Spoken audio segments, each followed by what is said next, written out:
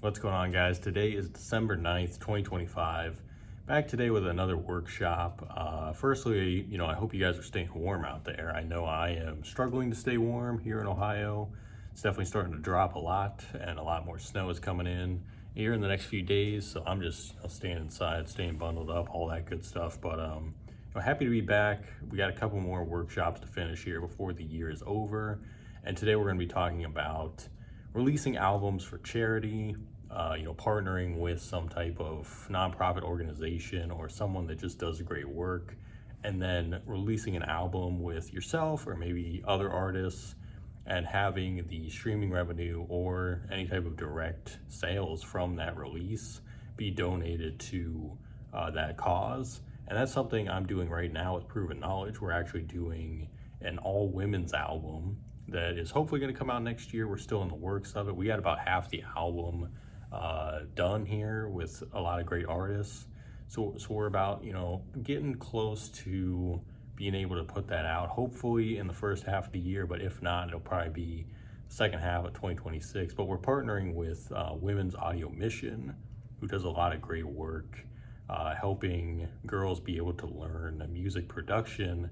It's obviously something that I think is a very great cause, and it's someone that I believe in their work, and I believe in just the mission, overall mission that they're trying to do. So what we're gonna do is release that album, and then we're donating 50% of the streaming revenue to Women's Audio Mission.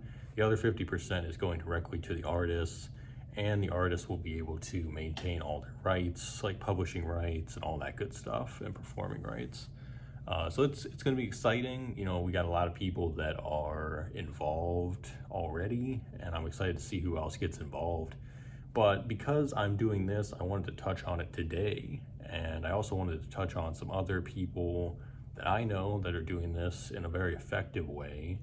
And the article I have today is by Flypaper. It's called Waves of Change: How to Make a Bigger Impact with a Benefit Compilation Album. Now, this was written in 2017, but I wouldn't consider anything in this to be outdated. It's mostly just giving you kind of a good guideline to start thinking about ways you can make this happen. And I learned some stuff from this too, because this particular album that we're doing, it's the first one that I've ever done like this.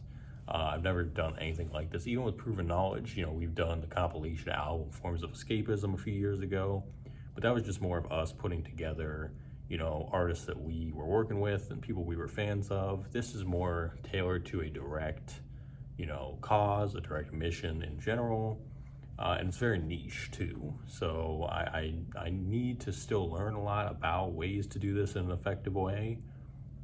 And because we're still actively putting this together, I feel like I am learning new things every day about it.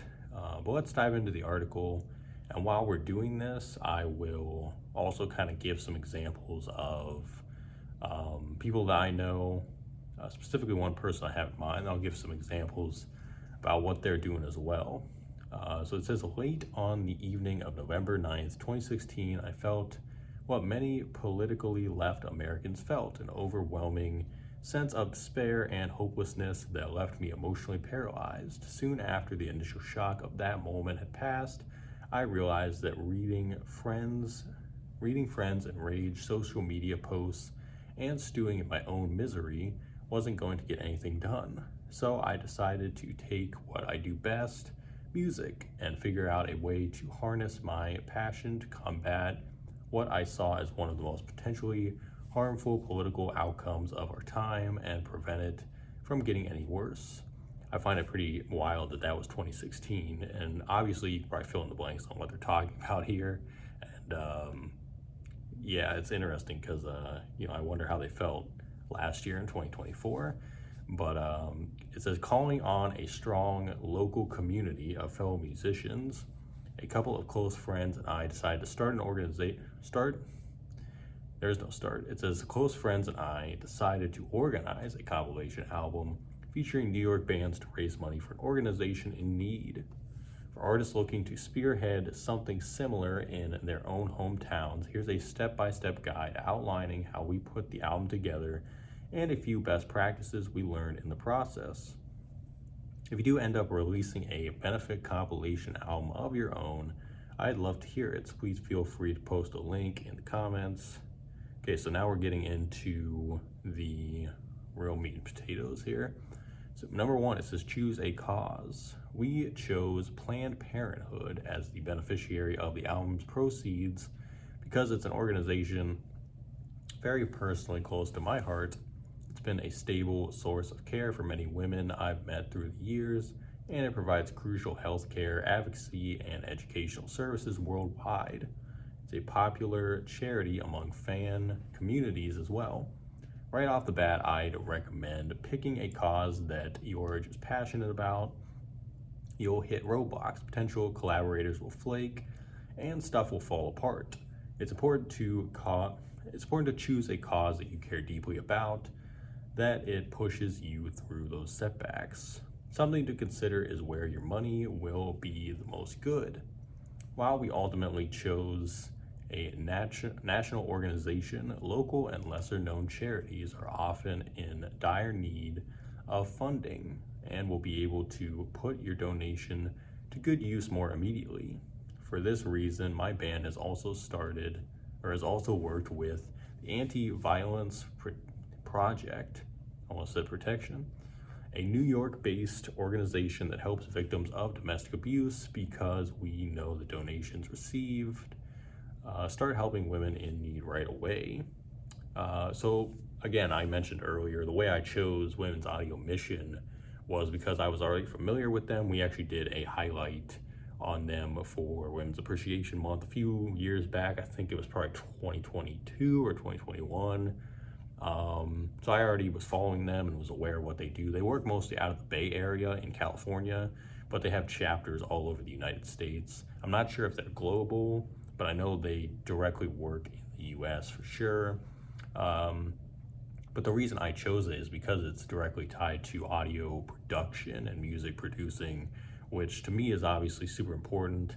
I think it's great that, young girls, young women out there are able to have the tools necessary to start their own music journey in learning, the DAW, learning how to be in a studio, record artists, all that good stuff. So I think it's just super important to me personally, and that's exactly what this is talking about. And I told you about different examples that I've seen. A big one, or a big person that does this, is the label Lo-Fi Alumni. He's actually based out of Ohio, the guy that runs it, and what he's been doing in the last probably a couple years is every 6 months or so, he's doing one for charity, like a compilation for charity. The one I was part of in July was Lyrical Lemonade, and that was donating to, I forget the charity. It was a children's cancer research charity. I think it was Alex's Lemonade. I think that's why he called it Lyrical Lemonade. But he donated all of the Bandcamp sales and 50% of the streaming revenue. And I think he just did one for Christmas that I wasn't a part of, but they partnered with Toys for Tots, which is obviously makes sense because that's a Christmas themed album, and that money goes toward, helping families afford gifts for the holidays, things like that. So I think what he's doing is he's got it kind of figured out, and that's really one of the people I drew inspiration from to do the album that we're doing with Proven Knowledge. So shout out to Lo-Fi Alumni for putting in great work. And like I said, I think he's kind of doing one or two of those a year now from what I've seen. And that's obviously, everyone he's working with is instrumentalists. We're trying to do this album where we have artists and producers. So we already have 2 instrumental tracks and 2 tracks that are vocals. So we're kind of trying to mix it up and make it a bit different, but overall it's the exact same idea. Hammer out the details. Email your chosen nonprofit or charity to see if they can send any materials or help you with promotion. It's also important to decide what kind of compilation you will put out. Ask yourself these questions. Will you include songs that have already been released, or will the musicians have to record new material? Which I started out telling people that they need to do new material, but I'm starting to kind of think I should change it, because I think that's actually keeping a lot of people from sending things in because they don't have time to send it in, or they don't have time to record it and send it in because it's a lot of work to have to create something from scratch that is strictly for this project. So I'm learning that in real time, that I kind of need to shift that and allow people to send things that they might want to release, at another time, or that has already been released. Do you want to limit yourself to local bands, or will you accept submissions from all over? I am, accepting from worldwide, doesn't really matter. As long as it's a woman artist, that's really all the criteria is. How we release the album, we're not doing a Bandcamp release for this. We're just gonna be doing a normal streaming, Spotify, Apple, YouTube Music, all that good stuff. And then, like I said, donating half that streaming revenue to Women's Audio Mission. And I also want to point out, I have not been in touch with Women's Audio Mission at all for this. I reached out to them on email and social media, and they never got back to me. But I don't think that's a super big deal, because as long as the nonprofit has a way to donate your funds, like through their website or something, you're gonna be okay. You don't necessarily have to hear from them to do something like this. And you never know, like for, this album we're doing, when we put it out, like I might hear from them, once we put it out, I don't know. But I did reach out to them a few months ago to try to get their support on it and get their feedback, and I never heard a word. So I don't know. I don't know if they didn't see it or if they just don't really care that much. But regardless, you can still move forward and do what you want, as long as it's, for a good cause, and as long as you're actually gonna do what you say you're gonna do. I would move forward with it. And I think it's a lot cooler if you have the people involved, because they're able to help you promote and help you kind of push it. But I don't think it's like the end of the world, because at the end of the day, you're helping shed light on their stuff anyway. So I don't see why they wouldn't want you to do that, and why they wouldn't want to be involved, but to each their own. It says, inevitably, these things matter and will help set your project apart. Sometimes the more niche, the better, but other times you'll want to take a more general approach to reach a larger audience. That's all up to you. If you're going to do a physical release, make a list of overhead costs, since those will definitely eat into the amount you'll be able to donate to your chosen charity. You can even consider running a Kickstarter or Indiegogo campaign to cover the cost of printing CDs, making tapes, or if you're really ambitious, pressing vinyl. I am not going to be doing that for this release, because like I said, I am still very much a beginner at doing this type of project. So I don't really want to take on more than I can handle right now. We're calling this Volume 1. It's actually called Sound Healing Evolution Volume 1. And I'm calling it Volume 1 very loosely, because I hope we can do more of these, but it just kind of depends on how it goes. And if it doesn't go great, then I might not do a Volume 2. But it's something that I want to try and see if I can do it in the right way, and see if, it can actually help some people. And then from there, we'll see, like if we do Volume 2, maybe I'll do some type of physical release. Because maybe I'll have more of an idea and an understanding on how to execute this in the right way. But been at it for probably 4 or 5 months now, and it's just been a real slow and steady process, trying to promote and then trying to reach out to the right people, and so on and so on. Find your talent. You're going to need bands, lots of bands or artists, way more bands than you think you'll need. We only had about a 10% retention rate of musicians who initially said they wanted to contribute versus those who actually ended up turning on songs. That sounds very realistic based on what I've experienced as well. I've probably reached out to 100 some artists at this point. And like I said, we only have 4 songs currently turned in. That's why I had to extend the submission date. We initially had it set to December 1st. And because we only have 4 songs, now I have to extend it another 2 to 3 months, in hopes that we get more.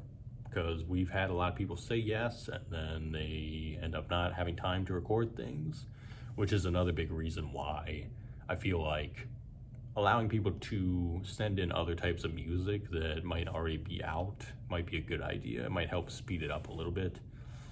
Check in with bands who initially confirm interest every few weeks, depending on your timeline. Following up is a good way to avoid getting caught off guard if a bunch of bands ends up dropping out. Don't be afraid to give them strict deadlines. Pretty obvious stuff, I think. Spread the word. Press coverage can go a long way in legitimizing the album and making sure the largest possible audience sees it, hopefully purchases it. Most blogs are inundated with hundreds of submissions a day, so make sure your email sticks out with these 4 quick tips. Do research to figure out which writer at the publication is most likely interested in the compilation's genre. Personalize your subject line. In your pitch, try to ask clear questions and offer a suggestion about when you'd like to see the announcement published. Bring your compilation story to the forefront. So that can all be pre-release stuff or post-release stuff, depending on what you are actually looking to do for promotion, and then obviously still promote it on your own social media platforms. That always helps. Release the album. Your album is ready. Congrats. Now make sure that all your distribution ducks are in a row. For a physical release, you'll probably be limited to selling copies yourself. Don't be afraid to cold call or email record shops and mail order websites with carry albums by the artists on your compilation. Using a web store like Bandcamp is ideal, since Bandcamp in particular often features new releases on its blog. For your digital release, make sure to enter all necessary metadata into each distribution platform to make the album optimally searchable, including artwork, track listing, and song files. I recommend using CD Baby or DistroKid that are low cost, that, obviously that publishes it to all the streaming platforms. And the only other one it has on here, like a tip, would be to do a release show, which I think is ideal if everybody's kind of local. Maybe you could do a release show for something like this, but if everybody's in different areas of the world, probably not ideal. I mean, you could still organize some type of a listening event, maybe through Bandcamp or any type of virtual listening event, like if you do Instagram Live, if you do YouTube Live, or if you do maybe a Twitch one, that would be probably more recommended. That way you could get the whole community that's involved into it. But other than that, I don't think release show is really ideal for this type of project, but it's definitely something to experiment with for sure. So that is the full article. There's more. I kind of skimmed it a little bit, but that is pretty much the synopsis. But yeah, I mean, it's just something to think about if you haven't thought about it before. And like I said, as someone who is actively working on one of these right now, I wanted to kind of give like what my experience has been like, and then obviously some other options you have if you are looking to do something like this. If you never thought about it before, if you never knew it was a thing, now you know. So hopefully you end up partnering with someone or just doing one of these compilation albums in the near future. And let me know if you've been a part of one of these, what your ideas would be if you're looking to do one of these. Let me know in the comments below what you would be looking to do. And if you have anything out there already, let me hear it. Let me see what you've been doing, and let me know your experiences doing it as well. Because like I said, it's been one of the more challenging things I've tried to take on, but I think it's definitely going to be worth it when it all comes to fruition. And hopefully this can help a lot of people out there. And even if it doesn't come out in March when I initially wanted it to, I hope that it comes out sometime in 2026, and definitely we'll probably be doing a video on it when it does. But we got one more of these for 2025. Next Tuesday on the 16th, we're going to be talking about reference tracks. Using reference tracks to create new music, compare to different mixes that you're doing within the same song, and really just why reference tracks are so important to the creation of your own music, and the ways that they can help you make better music. That's kind of what we're going to be diving into. So I can imagine there's going to be a lot of great articles out there that I'm going to find, and hopefully I find the best ones to share with you guys. But until then, like I said at the beginning, stay warm out there. I know it's getting cold in most areas of the country. So, just stay healthy, stay positive, all that good stuff. We'll see you next week to wrap this thing up for the year. But until then, take care, guys, and have a great week. We'll see you then.